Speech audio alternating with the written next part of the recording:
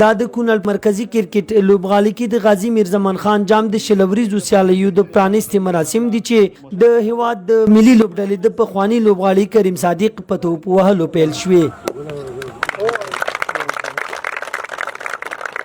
یادې شل اوریزې سیالۍ د لومړي ځل لپاره د ځایي شلو لوبډلو ترمنځ ترسره کیږي چې شاوخوا 15 ورځې به دوام وکړي. په څلورو ګروپونو باندې دغه لوبډلې ویشلې دي. د هر ګروپ کې 15 لوبډلې دي. د هر ګروپ دوه مخکښه لوبډلې به کوارټر فاینل او بیا همداسې څلور سیم فاینل او دوه لوبډلې به فاینل ته لار پیدا کوي. په ټوله کې 40 سیالۍ ترسره کیږي. شاوخوا 15 ورځې به په کونړ کرکټ لوبغالي باندې دوام وکړي. په ورته مهال د هیواد ملي لوبغالي دا ډول سیالۍ جوړول د هیواد کرکټ روم بولي او زیاتوي هم دا کرکټ به یو وخت په ملي دنده تمامیږي او د هیواد خاص تازولي کولی شي.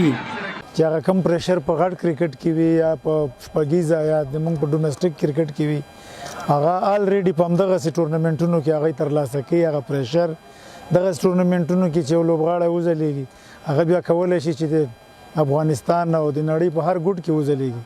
په سیالیو کې لوبیدونکي لوبغاړي خوښ دي چې په غازی میرزمان خان شلوریز جام کې لوبیږي. دوی زیاتوي دا ډول سیالۍ د هیواد راتلونکو ځوانانو لپاره ښه فرصت کېدلی شي ترڅو ښه کارکردګي وکړي.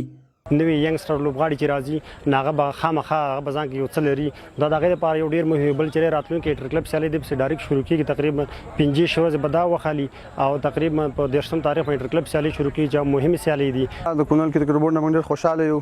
لوبغاړو لپاره یو ښه هڅه کوي. ښه ټورنمنټونه جوړوي. لنډ مثال یې دنه مخکې رمضان جام چې ښه په دغه ترسره شو او لوبغاړي هم پکې معلوم شو ښه پرفارمنس وکړو. نو موږ ډېر خوشحاله یو. د کرکټ بورډ د مسؤلینو په خبره سګنې کالي د کرکټ لپاره یو مصروفه کال دی چې لوبغالي به په هر فارمټ کې سیالۍ ترسره کړي.